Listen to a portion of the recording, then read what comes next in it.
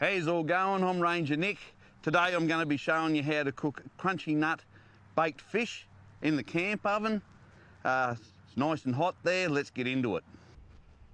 Righto, so when we're crumbing any type of fish or chicken or meat at all, of course we got these 3 simple steps. So first thing, we want a little bit of corn flour in a bowl. We're going to crack a couple of bum nuts into a dish here and just give them a bit of a mix up. So we go flour, egg and crunchy nut corn flake.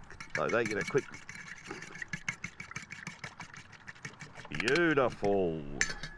Righto, and our crunchy nut corn flakes, and we get that nice crumbed to the outside of the fish and a nice sweet and nutty flavour. Something a little bit different. I find this goes really good with the likes of cod, barramundi and especially freshwater fish. Okay, so I'm just going to cut this into manageable strips so it's easier for me and you might find it easier for you.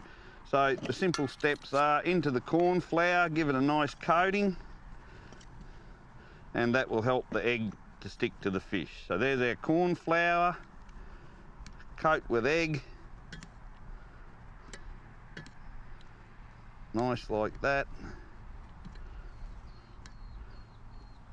and into the crunchy nuts. So we just want to get them nice coating on the outside of the fish.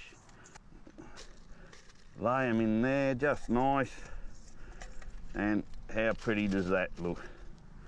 Bung that lid on, give them around about 10-12 minutes in a nice hot oven, and jack your auntie.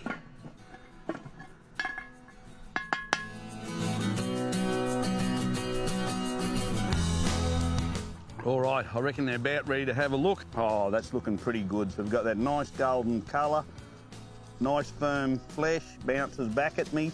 And as I said, nice little tip, I can pick them up and plonk them straight on the table.